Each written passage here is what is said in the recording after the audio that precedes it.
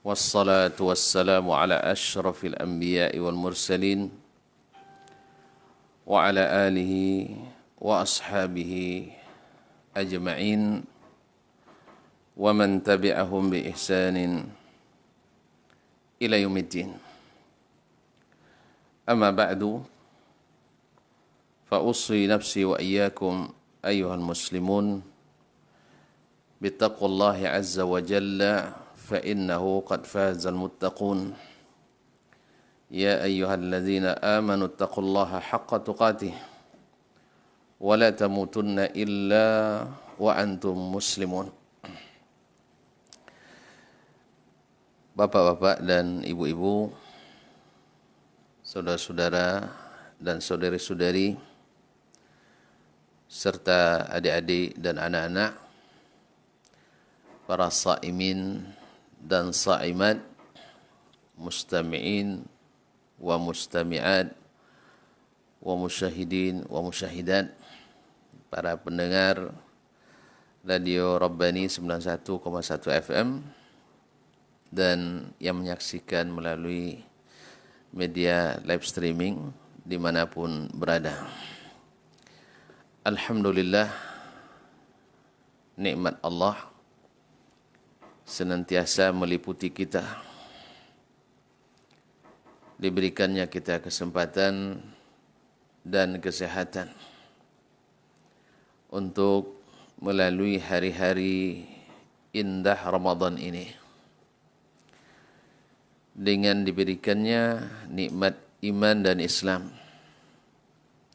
tanpa terasa harinya berlalu begitu cepat. Hampir setengah bulan Ramadan sudah kita lalui. Tentu kita punya harapan besar kepada Allah Subhanahu wa taala. Mudah-mudahan yang telah berlalu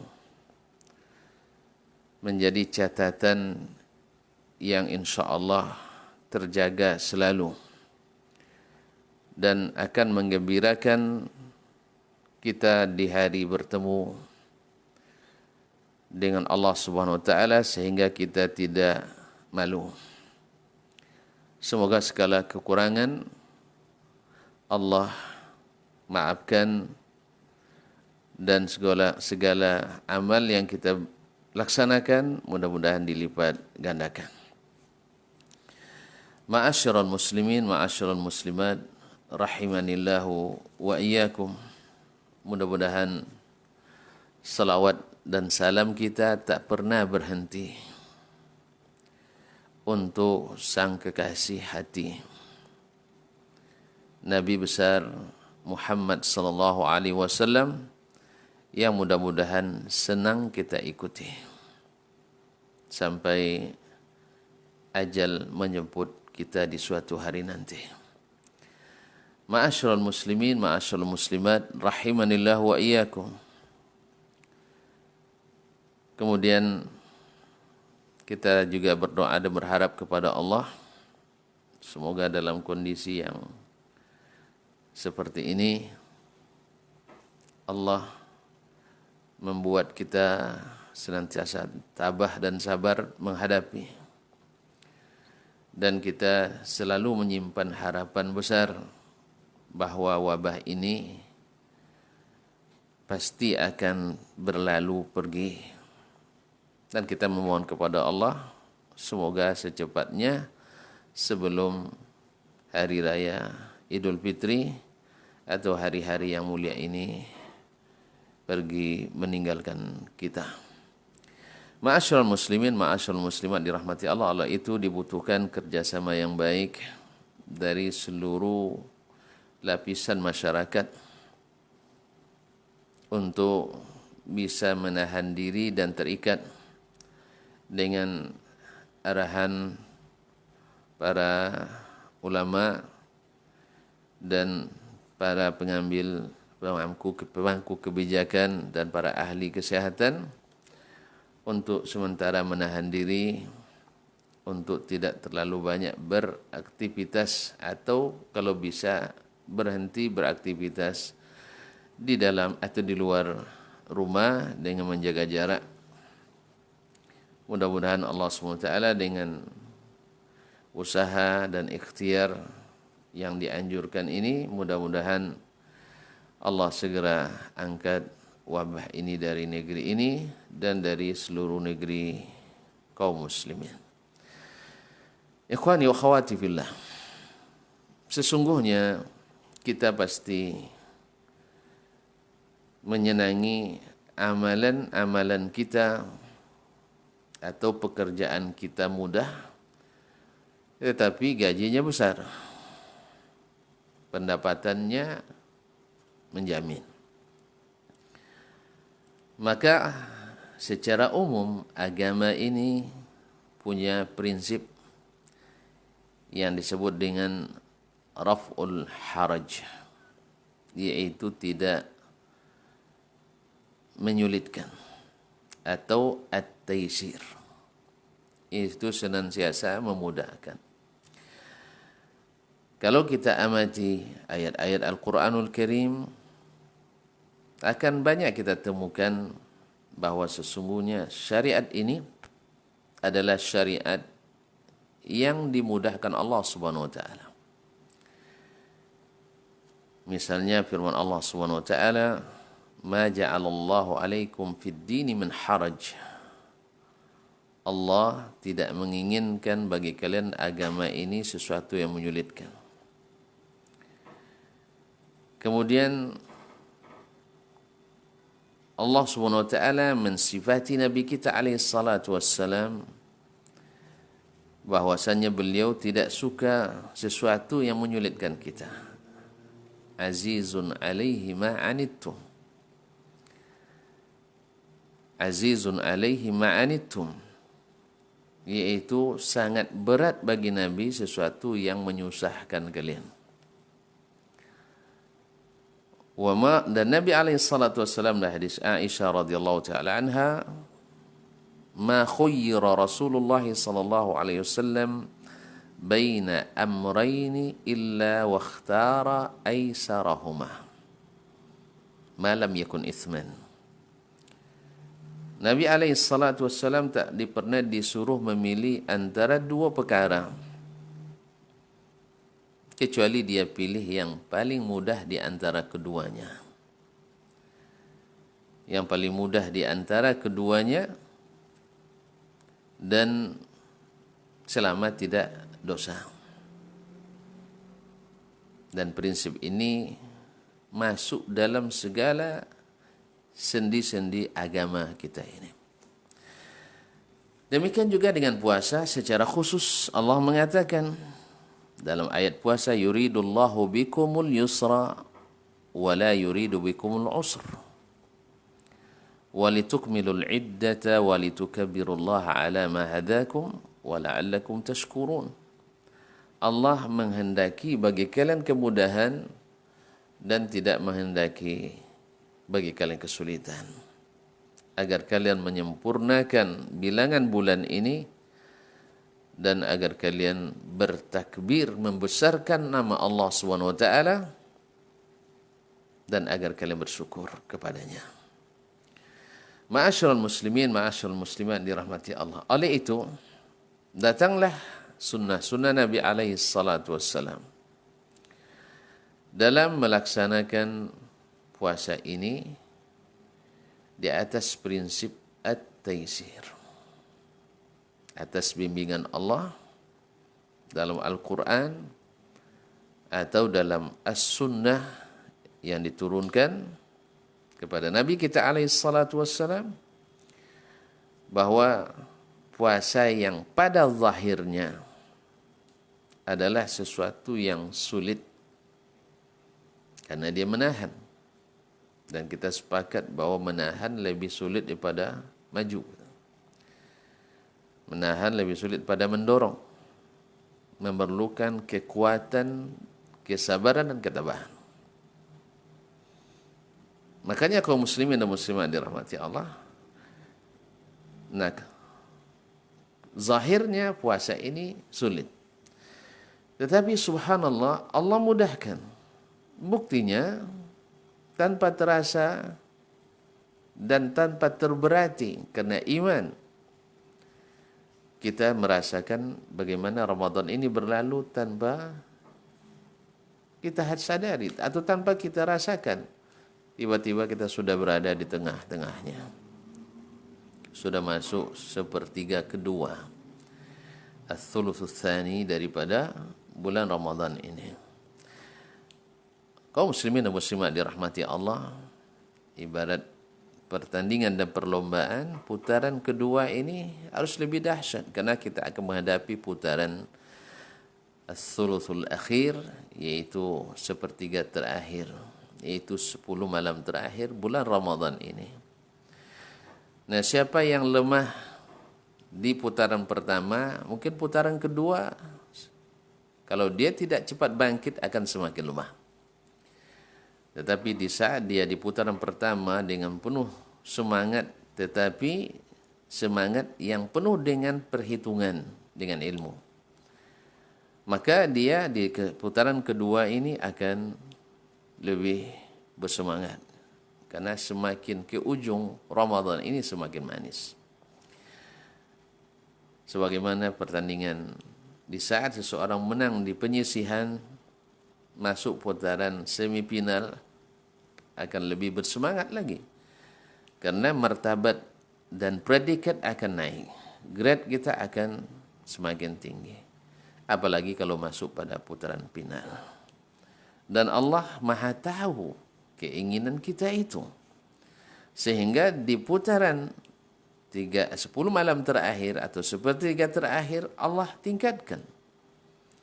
Allah berikan hadiah-hadiah dan bonus yang lebih besar dan istimewa dibanding dengan 10 malam pertama dan 10 malam kedua. Apalagi diberikan sesuatu yang menjadi mahkota, medali kemenangan, yaitu dengan mendapatkan malam Lailatul Qadar. Ma'asyiral muslimin, dengan perasaan dan semangat ini, maka Ramadan akan sangat terasa indah dan mudah. Dan inilah yang disunnahkan oleh Nabi SAW. Kemudahan Ramadan terlihat yang pertama dari sisi Ramadan itu jangka waktunya hanya sebulan dalam 1 tahun. Kalau kita bahas dari sisi apapun, sesungguhnya Ramadan 1 bulan itu sangat bermanfaat bagi kita. Dari sisi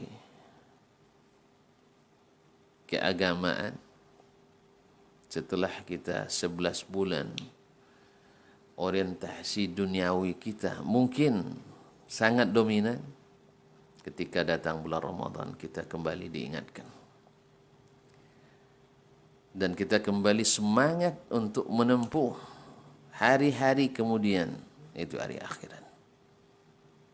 Maka kita lihat sendiri kaum muslimin, orang-orang yang dulunya tak pernah terlihat batang hidungnya di masjid, Masya Allah, hari ini mengalahkan orang-orang yang mungkin rutin setiap hari ke masjid. Datang lebih awal sebelum azan dan pulang barangkali lebih lambat dari muazzin. Bahkan ada yang menyambung dari zuhur sampai asar atau dari maghrib sampai menjelang salat malam. Ma'asyiral muslimin dan muslimat dirahmati Allah, apalagi kalau di 2 tanah haram. Ada yang dari sejak subuhnya sampai selesai tarawih tak meninggalkan masjid Al-Haram atau Masjid Nabawi. Allahu Akbar. Bayangkan kita sepanjang hari itu berada di rumah Allah, bahkan sebagian malamnya. Apalagi di 10 malam terakhir ketika kita i'tikaf. Tidak bisa dibayangkan bahwa ini adalah saat muhasabah, introspeksi, memperbaharui niat, meninjau kembali visi misi kehidupan kita. Bermanfaat luar biasa. Bagi kesehatan, subhanallah, Kaum muslimin dan muslimat dirahmati Allah, walaupun hadis yang mengatakan sumu tasihhu, puasalah kalian akan sehat. Ini perkataan al-hikmah, bukan dari Nabi alaihi salatu wassalam. Menisbatkannya ke Nabi adalah palsu. Tetapi tidak dipungkiri bahwasanya puasa adalah salah satu cara kita mendapatkan kesehatan dari Allah Subhanahu wa taala. Maka tubuh kita yang diisi terus selama 11 bulan. Maka alat-alat oksidasi kita atau alat pencernaan kita memerlukan waktu untuk reparasi, perbaikan, yaitu dengan cara dikosongkan untuk sementara. Bukankah ketika seseorang mau diperiksa darahnya atau ingin diturunkan kandungan gula darahnya, dia harus berpuasa dulu sekejap. Nah, puasa kaum muslimin dan muslimat demikian pula ditinjau dari sisi kesehatan psikis kita. Sesungguhnya kaum muslimin, Nabi alaihissalam dalam hadis riwayat Imam Bukhari dari Abu Hurairah, Nabi mengatakan, inna syaitan la yajri min ibni Adam majrad dam. Syaitan itu mengalir dalam darah anak manusia. Maka dengan puasa, di saat itu dipersempit dengan puasa. Dan di bulan Ramadan, syaitan dibelenggu. Ditinjau dari sisi ekonomi, subhanallah, berapa banyak dengan datangnya bulan Ramadan orang-orang yang kurang beruntung di luar Ramadan merasakan nikmatnya persaudaraan orang-orang yang berkelebihan, mengingat mereka, mengasihi mereka, mempedulikan mereka. Terlihat benar hubungan sosial masyarakat di bulan Ramadan ini dengan melakukan, mungkin ada buka bersama atau program taftirus shaim, yaitu menyiapkan pembukaan untuk orang-orang puasa, masing-masing sesuai dengan kesanggupannya. 2 orang sehari, 1 orang sehari, bahkan walaupun hanya seteguk air. Walaupun hadis dalam hal ini juga hadisnya dhaifun jiddan atau mungkar. Ma'asyiral muslimin dan muslimat, artinya walaupun seteguk air kau dapatkan hadis yang berbunyi seperti ini. Walaupun hadis tentang anjuran untuk memberikan perbukaan itu adalah hadis sahih. Man fattara sha'iman falahu ajrus sha'im. Maka siapa yang menyiapkan perbukaan untuk orang yang puasa dapat pahala seperti orang puasa itu. Tambahan walau syarbata ma atau hazza qalaban, walaupun hanya seteguk air dan secicip susu, tambahan ini yang maksud saya tadi mungkar. Ma'asyiral muslimin dan muslimat dirahmati Allah Subhanahu wa taala. Ditinjau dari sisi sosial, kita lihat sendiri bahwa kepedulian sosial masyarakat di bulan Ramadan sangat terlihat. Kaum muslimin dan muslimat yang dirahmati Allah. Kemudian dari sisi kesehatan tadi, kita atau di sisi keteraturan dan kedisiplinan. Berapa banyak kita yang tidak pernah menikmati bangun sebelum subuh. Sering bangun justru kadang-kadang tidak sedikit. Kalau benar hasil penelitian bahwa hampir 90% atau di atas 80% umat Islam tidak sholat, maka dapat dipastikan sebagian besarnya adalah tidak sholat subuh. Dapat dipastikan sebagian besarnya tidak sholat subuh. Yang bangun cepat pun berangkat lebih awal dan di kendaraan tidak sholat, dengan alasan mengejar pekerjaan. Yang santai bangunnya terlambat, tinggi hari juga tidak sholat. Tapi semoga penelitian ini tidak benar. Tapi kalau kita lihat dalam kondisi masyarakat hari ini, barangkali penelitian itu ada benarnya. Ma'asyiral muslimin dan muslimat dirahmati Allah. Nah, sekarang kita sebelum subuh sudah kebagian besar, kecuali yang tidak puasa mesti bangun. Bahkan tidak jarang pula yang sahurnya jam 1 atau jam 2 malam. Sehingga pas jam 7 pagi minta sarapan. Nah, ma'asyiral muslimin dan muslimat. Jadi puasa itu hanya 1 bulan. Ini bentuk keringanan Allah SWT. Dan Allah maha bisa, dan Allah maha sanggup. Kalau dia katakan kalian puasa dalam sebulan seminggu atau sepekan, ya Allah la yus'alu amma yaf'al wa hum yus'alun. Tapi Allah pilihkan 1 bulan saja. Kemudian juga masa istirahat. Dan kita tidak tahu, kaum muslim tadi ketika bicara tentang ekonomi, orang banyak mengkhawatirkan ekonomi di bulan Ramadan menurun, tapi kenyataannya tidak. Orang-orang yang miskin pun menjelang hari raya berlomba-lomba juga beli pakaian baru dan sebagainya. Dan seterusnya. Oleh itu kaum muslimin dan muslimat dirahmati Allah SWT.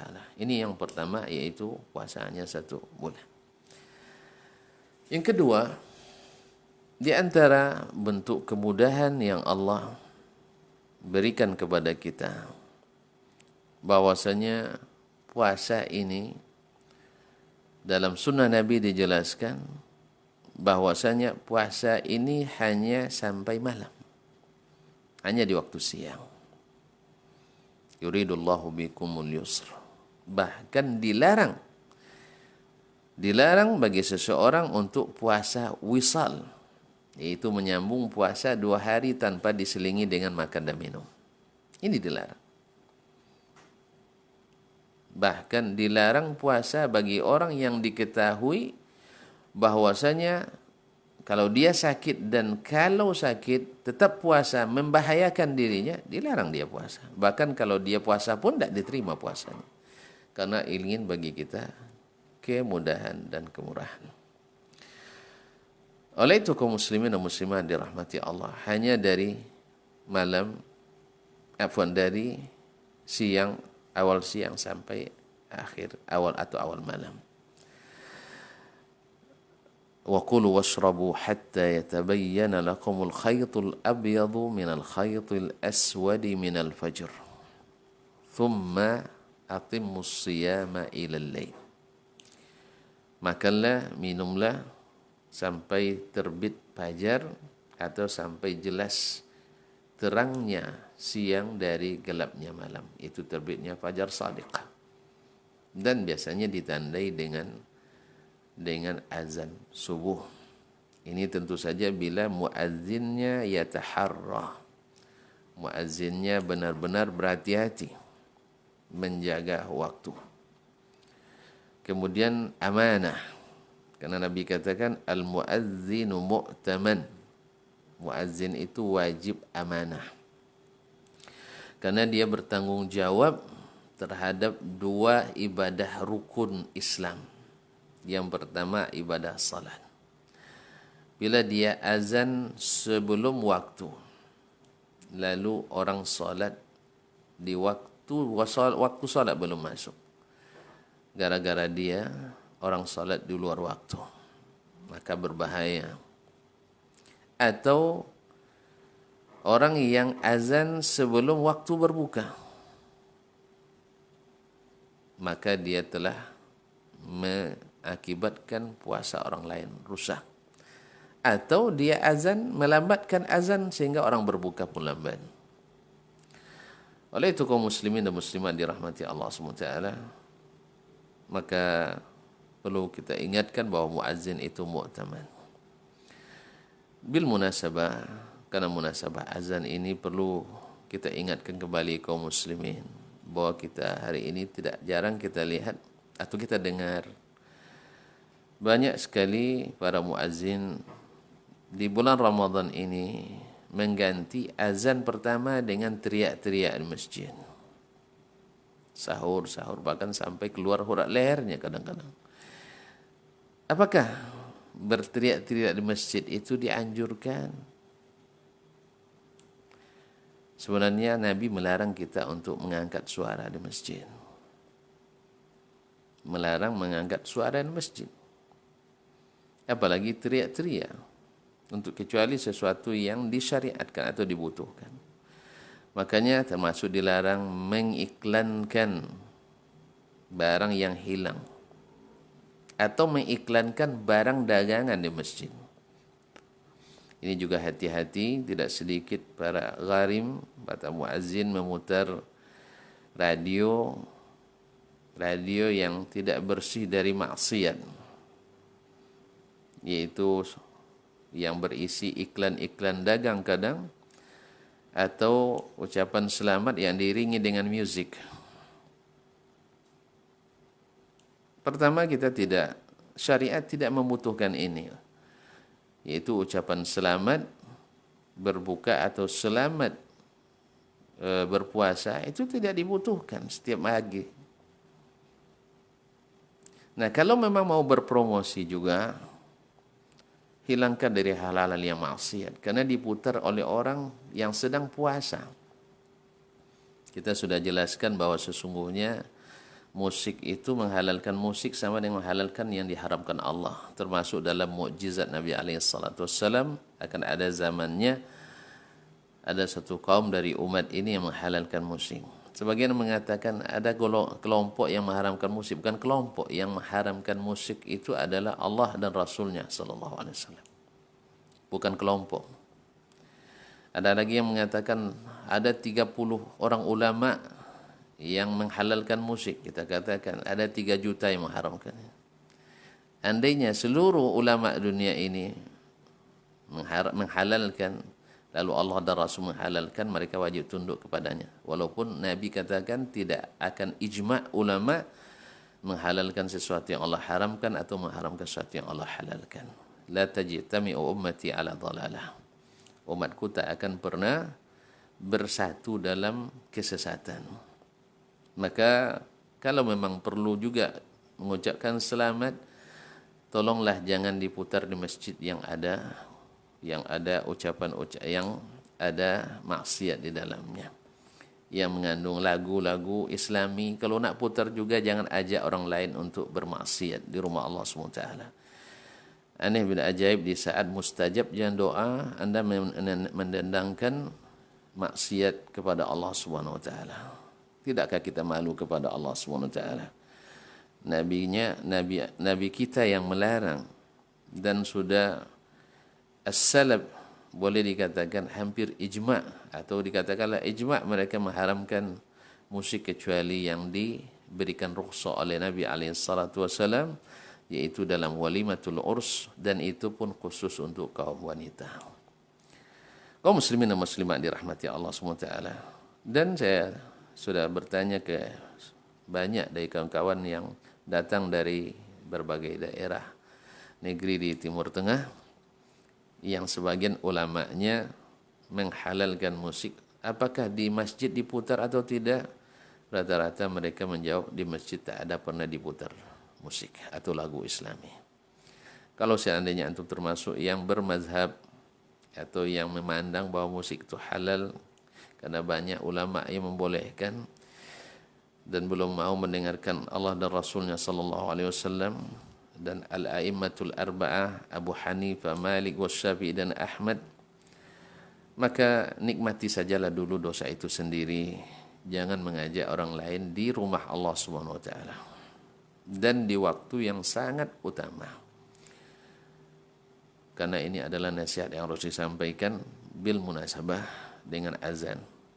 Daripada berteriak-teriak di masjid, alangkah baiknya kumandangkan sunnah Nabi yang memudahkan, yaitu azan. Yaitu azan pertama untuk mengingatkan orang untuk bersahur.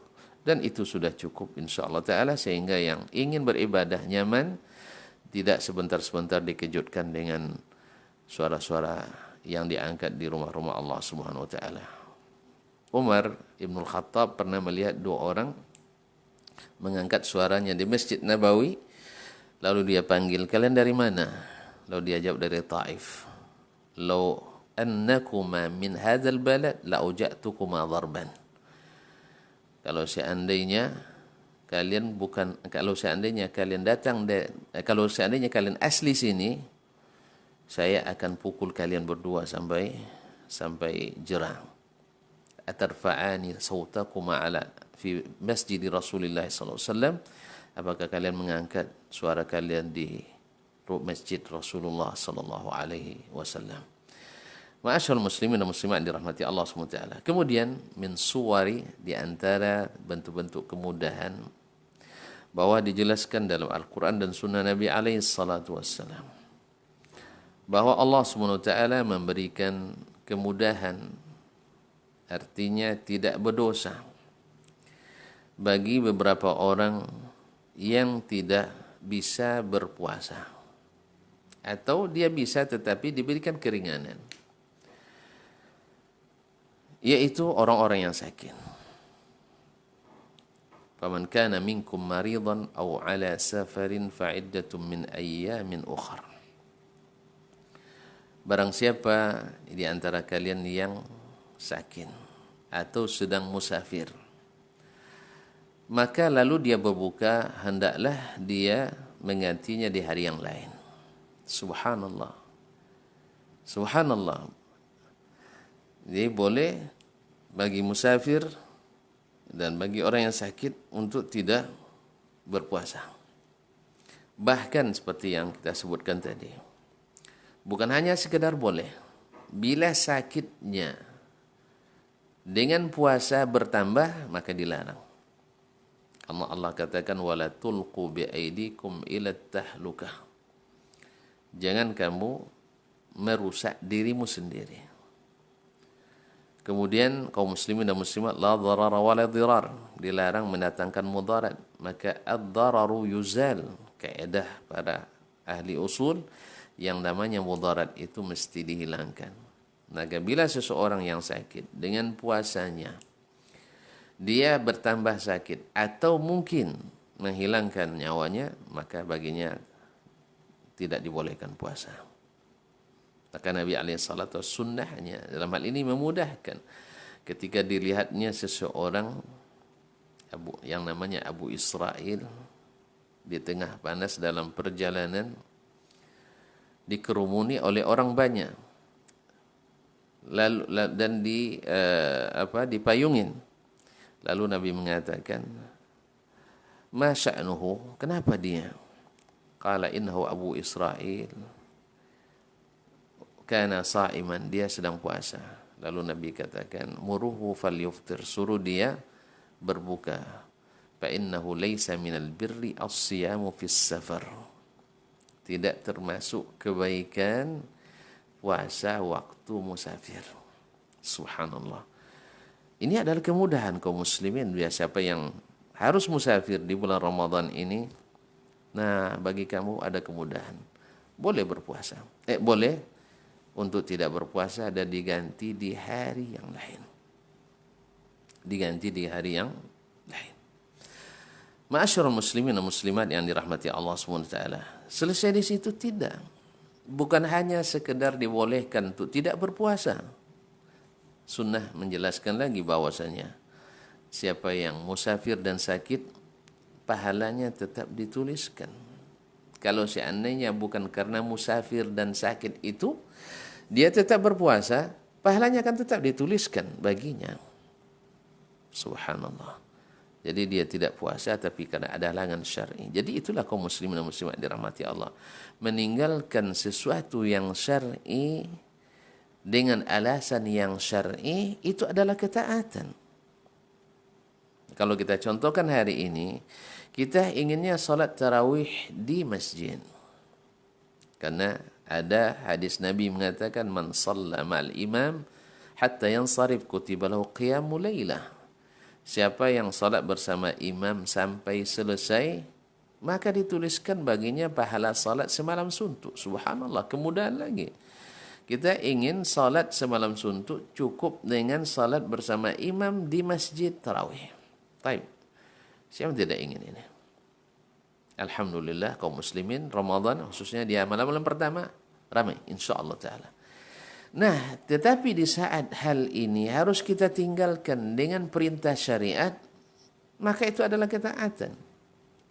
Jangan salah ditafsirkan bahwasanya Allah Akbar itu kenapa kita tinggalkan masjid. Yang nyuruh meninggalkan masjid itu adalah yang menyerukan kita ke masjid. Yaitu Allah dan Rasulnya sallallahu alaihi wasallam. Disitulah perlunya ilmu kaum muslimin yang sahih dan pemahaman yang sahih serta ta'zim terhadap dalil-dalil dan pemahaman yang sahih.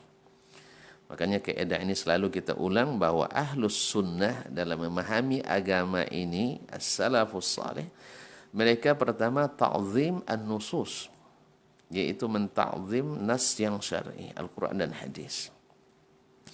Yang kedua, al-i'timad alal riwayat sahihah, hanya mengandalkan yang sahih. Makanya hadis-hadis palsu yang beredar, seperti yang tak lama lagi, 2 hari lagi akan ada azan tuman besar 15 Ramadan, hari Jumat. Subhanallah, hadis ini hadis palsu. Diriwayatkan oleh Imam Abu Nuaim atau Nuaim bin Hammad dalam Kitabul Fitan. Kemudian diriwayatkan pula oleh Al-Uqaili dalam Ad-Du'afa, yang nama saja hadis-hadis orang dhaif. Kemudian Ibnul Jauzi dalam kitab Al-Mawdu'at. Dan masih banyak di antaranya bahwa hadis ini adalah hadis yang palsu, yang datang dari jalan Abdullah bin Lahiyah, yang mukhtalit dan banyak salah. Oleh itu kaum muslimin dan muslimat dirahmati Allah, ahli sunnah selalu memakai riwayat yang sahih. Yang tidak sahih dikarantina dulu, seperti kita yang tidak sehat dikarantina dulu sampai sehat. Kalau seandainya ada hadis sahih yang menguatkannya atau hadis dhaif lain yang menguatkannya, maka diangkat menjadi hadis hasan. Nah, cukup dengan itu, harus mengikuti pemahaman yang sahih pula terhadap dalil-dalil yang sahih tersebut. Karena tidak sedikit dalil-dalil yang sahih bila salah memahaminya akan bertentangan dengan dalil-dalil sahih yang lainnya. Oleh itu kaum muslimin, sekali lagi, nah ini salah satu kemudahan yang Allah berikan pada kita dengan adanya wabah penyakit ini, sehingga kita terhalang. Dan andainya wabah ini tidak ada, maka insya Allah kita akan tetap berada di rumah-rumah Allah SWT. Bahkan di antara kita ada yang ingin untuk umrah di bulan Ramadan yang pahalanya seperti haji, walaupun tingkat kesulitannya tidak setinggi tingkat kesulitan haji, tapi dapat pahala haji di bulan Ramadan. Bahkan ada yang ingin i'tikaf di Masjidil Haram dan Masjid Nabawi. Tapi niat ini subhanallah Allah stop dulu dengan penyakit. Semoga yang sudah berniat Allah berikan pahala, seperti yang pernah dikisahkan oleh Abdullah bin Mubarak rahimahullah ta'ala, ketika dia bermimpi tentang seseorang yang tak jadi haji karena ada halangan, yaitu membantu orang yang tidak punya makanan untuk dimakan. Maka dia katakan, hadza hajjuna hadzal am, ini haji kita tahun ini. Ma'asyiral muslimin, ma'asyiral muslimat dirahmati Allah. Di antara kemudahan yang Allah berikan pula, bahwasanya orang-orang yang haid dan nifas, orang-orang haid dan nifas tidak diwajibkan, bahkan dilarang puasa. Kenapa kaum muslimin dan muslimat dirahmati Allah Subhanahu wa taala? Sebab kita tahu, bagi yang sudah punya istri, bahwasanya di saat haid itu biasanya karena darah banyak keluar akan berpengaruh kepada kadar gula, kemudian berpengaruh secara fisik dan psikis kepada sang wanita. Padahal puasa ini pada hakikatnya juga menurunkan kadar gula, kemudian memerlukan kesabaran, sehingga banyak orang yang marah gara-gara puasa. Kamu tahu tak, saya puasa katanya. Padahal puasa itu adalah meredam kemarahan, junnah. Maka Allah SWT yang maha pengasih dan maha penyayang larang haid dan nifas dulu. Karena apa? Melemahkan sekali. Dia sendiri dengan kondisi tidak puasa, lemah, dan sering tidak stabil, baik fisik maupun psikisnya. Pada umumnya wanita mengalami hal tersebut, kecuali yang benar-benar Masya Allah sehat walafiat, tidak berpengaruh baginya haid dan nifas. Apalagi yang nifas ini baru saja melahirkan dan memerlukan asupan energi dan nutrisi untuk pengganti yang sudah dihabiskan masa mengandung dan masa melahirkan, kemudian untuk penyembuhan luka, baik dengan kelahiran normal maupun kelahiran dengan beda sesar, memerlukan nutrisi tambahan, ditambah lagi dengan menyusui. Maka oleh sebab itu hikmah menghendaki, karena prinsip agama ini adalah mudah, maka sunnah Nabi SAW mengatakan bahwa orang haid dan nifas tidak berpuasa, yu'marna kunna nisa yu'marna biqada'i as-sawmi wa la nu'mar biqada'i as-salah. Kami di masa Nabi SAW diperintahkan mengqada puasa, artinya kalau qada berarti tidak puasa di bulan Ramadan. Sampai-sampai Ummul Mukminin Aisyah radhiyallahu anha mengatakan bahwasanya beliau makitu aqdi siyami fi Ramadan illa fi Sya'ban lishtighali bi Rasulillah sallallahu alaihi wasallam, bahwa hampir-hampir beliau tak dapat mengqada utang puasanya di bulan Ramadan kecuali di bulan Sya'ban. Ini bentuk kemudahan lagi, bahwasanya puasa yang tertinggal di bulan Ramadan, baik karena musafir atau haid dan nifas atau orang yang sakit tadi atau sebab lainnya akan kita sebutkan, maka boleh dibayar secara berangsur. Yang kedua, boleh dibayar tidak secara langsung. Jadi boleh dibayar dilambatkan sampai Sya'ban pun masih boleh. Dan boleh pula diangsur. Kalau misalnya seorang wanita haid 12 hari, maka dia mengqadanya 1 hari dalam 1 bulan. Nah, dan bahkan dibolehkan pula dia untuk puasa 6 Syawal dulu sebelum membayar dan mengqada puasa wajibnya. Ini semuanya kaum muslimin dan muslimat dirahmati Allah Subhanahu wa taala kemudahan. Kemudian demikian pula dengan orang-orang atau wanita yang hamil dan menyusui. Ya, kita tahu kaum muslimin bahwa hamil itu adalah pekerjaan berat. Siapa yang nak merasakannya, silahkan ikatkan batu bata di perutnya, tidak usah 4 dulu, 1 aja. Ikatkan di perutnya 1 hari, tidak usah 1 hari, 1 jam saja. Betapa beratnya. Tapi disitulah kelebihannya kaum wanita dari laki-laki. Laki perempuan tahan merasa sakit, makanya wanita boleh dimadu, laki-laki tidak. Karena laki-laki tak akan tahan melihat istrinya dibawa oleh laki-laki lain. Tapi kalau perempuan, dia boleh tahan walaupun suaminya dibawa oleh istrinya yang lain, yang sah. Laki-laki tidak bisa. Wanita selalu dengan hati, makanya cepat tersentuh hati dan tersinggung hati. Oleh sebab itu memang harus ekstra hati-hati terhadap kaum wanita, karena mereka sangat mudah tersentuh hati.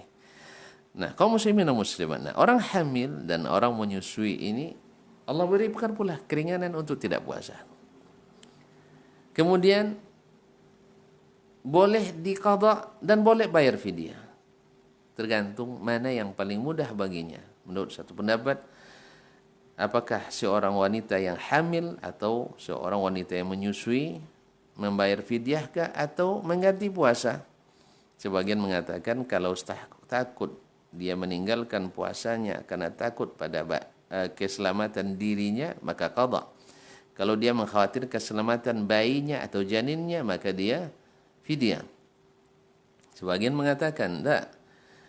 Dan kalau seandainya takut dua-duanya, maka dia qadha dan fidyah. Dan sebagian lain mengatakan adalah cukup fidyah saja. Yang lain mengatakan mana yang paling mudah baginya. Mana yang paling mudah baginya. Andainya qadha lebih mudah, dia qadha. Andainya fidyah baginya lebih mudah, maka dia fidyah. Gimana gambarannya? Ada orang tidak punya sesuatu, dia difidyahkan. Dan dia sanggup puasa. Maka baginya dalam keadaan ini qadha lebih mudah. karena dia tidak harus mencari pencarian untuk membayar fidyahnya. Ada orang yang dia bisa bayar fidyah tapi untuk puasa berat baginya, maka dia bayar fidyah. Itu adalah salah satu bentuk kemudahan yang Allah berikan. Demikian pula dengan orang yang lupa. Iza akala ahadukum aw syariba nasiyan aw iza nasiya ahadukum fa akala aw syariba falyutimma shaumah. Apabila seseorang dari kalian lupa lalu makan dan minum, dah kenyang, dah puas, tiba-tiba sendawa teringat puasa. Alhamdulillah. Ya. Maka falyahmadillah fa inna ma at'amahu Allah wa saqah. Hendaklah dia memuji Allah dan menyempurnakan puasanya karena Allah yang berkeinginan untuk memberi dia makan dan minum. Tetapi bagi yang melihat wajib mengingatkan. Dan jangan marah kalau diingatkan. Jangan marah kalau diingatkan. Oleh itu kaum muslimin dan muslimat yang dirahmati. Jadi kalau seandainya lupa, maka dia tidak mesti mengganti puasanya. Demikian pula dengan al-jahil. Orang yang tidak tahu, misalnya dalam kondisi gelap atau mendung, dia menyangka bahwasanya waktu berbuka sudah masuk. Seperti dalam hadis disebutkan, kami berbuka di zaman Nabi SAW, dikira sudah maghrib. Tiba-tiba inkasyafal zahab, tiba-tiba kembali terang, ternyata belum waktu berbuka. Kata Nabi alaihissalam, fa'amara Nabi sallallahu alaihi wasallam nutimas shaum. Nabi menyuruh kami untuk tetap menyempurnakan puasa. Kenapa? Karena semua sepakat menyangka. Jadi makanya kaum muslimin dan muslimat, ada kalanya orang menyangka sesuatu yang salah itu benar, itu biasa. Ramai sekali. Itu biasa. Dan ini juga bukti Nabi tidak tahu yang gaib.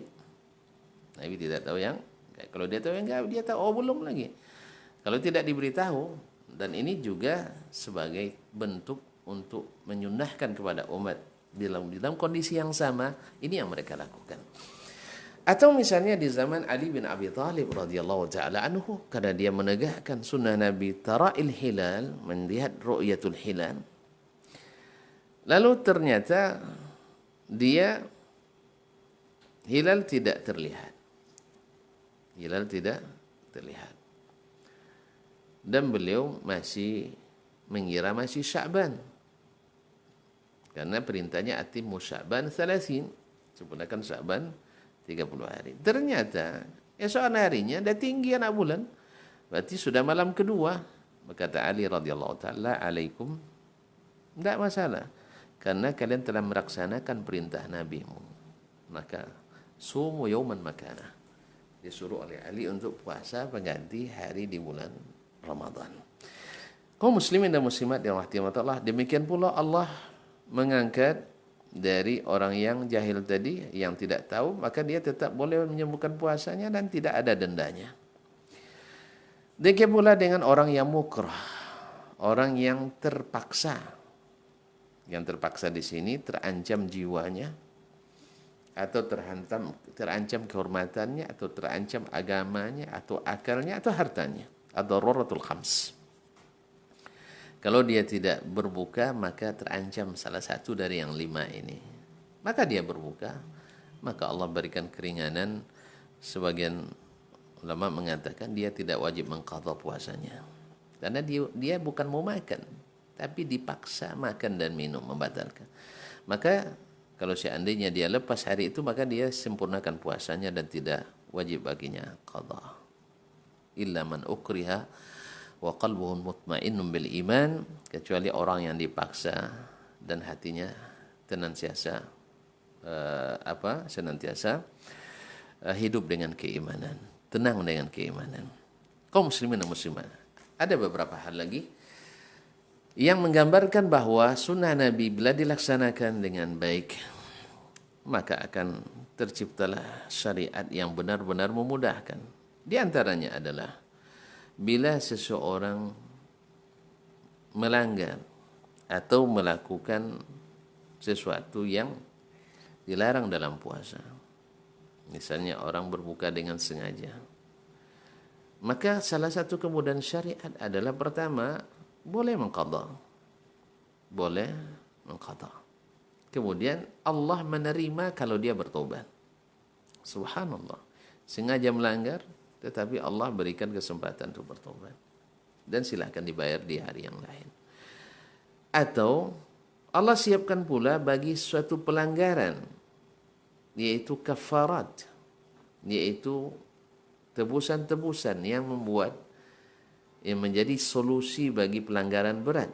Misalnya orang yang berjima di siang Ramadan, a'adzanillahu wa iyyakum, dengan istrinya, maka Allah tidak serta-merta menghapus, sudah kamu tidak terhitung puasa Ramadan ini, tidak. Tapi Allah berikan solusi. Maka dia mesti bertobat. Pertama kali tentu saja bertobat karena ini pelanggaran besar, dosa besar.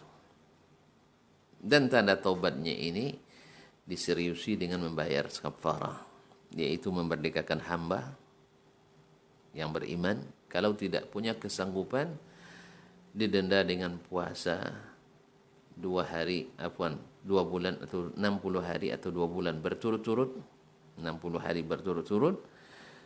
Kalau tidak sanggup, maka memberi makan 60 orang fakir miskin, masing-masing miskin 1 hari untuk 1 kali makan. Dan dimudahkan lagi, bila seandainya tidak dia temukan 60 orang miskin, maka dia berikan 1 orang miskin atau beberapa orang, dikalikan saja harinya. Kalau dia temukan 5 orang, berarti 60 dibagi 5, berarti masing-masing diberikan 6 kali makan. Atau dia dapatkan 10, maka masing-masing dapat 6 kali makan, dan seterusnya. Ini semuanya kaum muslimin dan kemudahan. Di ibadah-ibadah puasa, subhanallah, sudah kita singgung sebelumnya, Nabi SAW pernah sholat malam dengan sahabat dari selesai Isya sampai tengah malam. Dan pernah sholat di sepertiga terakhir. Dan pernah sholat di tengah malam. Nah sekarang, mana yang mudah bagi kita? Tentu saja yang lebih utama adalah sepertiga malam terakhir. Tetapi siapa yang sanggup ke masjid sepertiga malam terakhir? Apalagi kalau macam orang kita yang kalau sahurnya harus menyiapkan macam-macam hidangan yang tidak bisa dimasak, yang bukan jenis fast food kan. Maka agak beda juga dengan orang Arab. Orang Arab cukup dengan roti, dengan keju, ada minum susu, kurma dan sebagainya. Kalau kita tidak, harus pakai rendang dulu, rendang 3 jam baru masak. Atau bikin pecal dulu, yang rebus dulu kacangnya, digoreng dulu kacang ditumbuk dulu dan sebagainya. Ini juga memerlukan waktu panjang. Maka Allah berikan kemudahan. Silakan salat tarawih di awal waktu. Pahalanya tadi dikatakan oleh ketika sahabat minta ke Nabi SAW, ya Rasulullah, laula naffaltana baqiyata lailatina hazihi. Rasulullah, ayo teruskan, masih sedikit ini. Subhanallah, pada dari Isya sampai jam tengah malam. Kalau kita subhanallah lebih dari setengah jam, imamnya besok diganti saja imam. Ya subhanallah. Ya mungkin juga karena imamnya mungkin bacaannya mungkin juga kurang bagus. Dia sendiri tidak menghayati gimana dengan makmumnya. Dia sendiri sebenarnya gelisah, apalagi makmumnya. Maka kita memerlukan imam-imam yang hafiz lil Quran. Kemudian yang bacaannya menghaluskan hati, mengalirkan air mata. Dia sendiri mengerti dan merasa, supaya yang keluar dari hati itu menyentuh hati pula. Oleh itu, makanya alhamdulillah hari ini sudah banyak kita memiliki imam-imam yang hafiz dengan bacaan yang standar tinggi, sehingga dikejar orang. Alhamdulillah. Kadang-kadang sampai sholat tengah malam pun disambung. Alhamdulillah. Ini juga mudah-mudahan menjadi petanda bahwa sesungguhnya semuanya mudah liman yassarallah. Nah ini yang terakhir, bahwa sesungguhnya syariat itu pada dasarnya mudah, dan lebih mudah lagi bila Allah mudahkan. Bila Allah mudahkan. Oleh sebab itu, memintalah kepada Allah SWT agar kita diberikan kemudahan untuk melaksanakan Ramadan ini dan Ramadan-Ramadan selanjutnya. Dan ingat, Allah ingin kita kemudahan. Caranya ikut Rasulullah SAW, amalkan sunnahnya, tidak perlu menambah dan jangan dikurangi sesuai akan dan mengikuti sunnah Nabi. Sampai di sini mudah-mudahan bisa dipahami, mudah-mudahan bisa bermanfaat bagi kita semuanya. Yang benar semata-mata taufik dari Allah Subhanahu wa taala. Kalau ada yang salah itu semata-mata kelemahan saya dan dari syaitan. Kepada Allah mohon ampunan dan kepada para pendengar, pada pemirsa agar bisa memberikan masukan dan bisa memaafkan. Wallahu taala alam. Saya kembalikan kepada saudara saya Ri Imran untuk memandu kalau ada pertanyaan yang masuk. Terima kasih. Wassalamualaikum warahmatullahi wabarakatuh. Waalaikumsalam warahmatullahi wabarakatuh. Baik, jazakallah khairan Ustaz untuk materi kita di kesempatan hari ini. Mudah-mudahan apa yang disampaikan bisa bermanfaat untuk kita semua. Amin. Baik, untuk antum seperti biasa bisa bertanya di line telepon di 081273335531 untuk materi ataupun soalan yang akan ditanyakan, ataupun melalui pesan singkat di WhatsApp di nomor yang sama. Sebelum kita sambil kita menunggu telepon, kita jawab dulu pertanyaan yang sudah masuk di line WhatsApp kita. Assalamualaikum warahmatullahi wabarakatuh, Ustaz. Waalaikumsalam warahmatullahi wabarakatuh. Afwan Ustaz, izin bertanya. Ya, silakan. Bagaimana hukumnya menyiarkan pemberitahuan kematian seseorang muslim melalui pengeras suara dari dalam masjid agar diketahui oleh masyarakat sekitar? Jazakallahu khairan Ustaz atas jawabannya. Nah, pada zaman Nabi alaihi salatu wassalam seperti yang disebutkan oleh Syekh Sa'id Al-Qahtani dalam Kitabul Janaiz atau Al-Hadithul Warida fi Al-Janaiz, bahwasanya di zaman Nabi alaihi salatu wassalam, Nabi bila ada yang meninggal mengutus seorang untuk menyampaikannya ke rumah-rumah. Nah, di saat ini kalau disampaikan ke rumah-rumah per rumah mungkin akan kesulitan, menyulitkan. Karena rumah atau lingkungan kita padat penduduk. Maka wallahu alam, karena Nabi alaihi salatu wassalam pernah mengumumkan kematian An-Najasyi dan waktu itu di Masjid Nabawi. Berdasarkan ini wallahu alam maka menyampaikan berita tentang kematian seseorang warga kita di masjid, menurut yang saya ketahui ini tidak melanggar syariat atau tidak melanggar sunnah Nabi alaihi salatu wassalam. Wallahu taala alam. Jazakallahu khairan Ustaz untuk jawabannya dan mudah-mudahan bisa dipahami oleh antum yang bertanya. Kita ke pertanyaan berikutnya Ustaz. Assalamualaikum warahmatullahi wabarakatuh Ustaz. Waalaikumsalam warahmatullahi wabarakatuh. Kita tahu di Ramadan ini kita lebih dianjurkan untuk sholat di rumah dan juga tidak memungkinkan atau sesuai anjuran pemerintah memang kita dianjurkan untuk lebih banyak beribadah di rumah. Nah, khususnya untuk sholat tarawih ataupun sholat-sholat 5 waktu lainnya kita melakukannya di rumah. Apakah dianjurkan juga memakai pakaian yang bagus? Karena setahu saya pakaian yang bagus hanya untuk ke masjid saja. Atau di rumah kita harus juga memakai pakaian yang bagus dan wangi-wangian. Baik, dalam firman Allah Subhanahu wa taala, "Ya bani Adam, khudhu zinatakum 'inda kulli masjid." Wahai Bani Adam, ambillah pakaian kalian yang baik, zinatakum, yaitu perhiasan kalian, di saat setiap pergi ke masjid. Dan pergi ke masjid itu adalah sifat ghalibah. Yang ghalibnya kan laki-laki itu perginya sholat di masjid. Tapi sebenarnya perintah berpakaian yang rapi itu adalah perintah dalam beribadah. Karena setiap ibadah kita itu disaksikan oleh para malaikat. Maka disunnahkanlah bagi kita untuk berpakaian yang rapi dan yang sangat wajar. Jangan sampai ada yang tersakiti, baik kita sesama keluarga ataupun malaikat yang menyaksikan. Fa innal malaikata tata'azza mimma yata'azza minhu ibnu Adam atau banu Adam. Karena malaikat itu ikut terganggu dengan segala sesuatu yang membuat anak Adam itu terganggu. Maka tetap juga kita dianjurkan untuk memakai pakaian yang rapi dan mandi. Disebutkan dalam sejarah ketika salah seorang murid Imam Asy-Syafi'i rahimahullah, Al-Buwaiti rahimahullah, di penjara di saat hari Jumat. Dia mandi lebih awal dan memakai pakaian yang terbagus dan memakai harum-haruman, lalu dia melangkah sampai ke pintu penjara. Ya Allah, sampai di sini saya bisa melangkah. Maka tolong tuliskan, karena dia ingat hadis Nabi SAW, barang siapa yang sakit dan musafir, dan ini kan termasuk penghalang. Kalau seandainya dia bisa, dia akan ke masjid. Dan memang sebelumnya imam tersebut selalu ke masjid. Tapi karena ada sesuatu, maka dia akhirnya terhalang pergi, dan dia berusaha sesanggup yang dia lakukan. Fattaqullaha mastata'tum. Nah, sekarang kita di rumah tetap juga berpakaian yang rapi, yang layak untuk digunakan dalam beribadah. Wallahu ta'ala alam. Baik, jazakallah khairan Ustaz untuk jawabannya, mudah-mudahan bisa dipahami oleh yang bertanya. Sepertinya itu pertanyaan terakhir Ustaz untuk hari ini dan kesempatan hari ini. Mudah-mudahan esok kita akan ketemu lagi di kondisi dan waktu yang sama. Barakallahu fikum dan jazakumullah khairan untuk antum yang sudah bertanya.